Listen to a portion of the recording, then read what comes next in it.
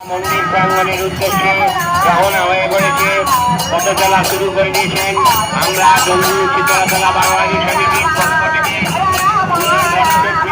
অনুরোধ করছি, আপনারা আমাদের এই রথযাত্রায় সামিল হয়ে রথযাত্রায় দর্শন করুন।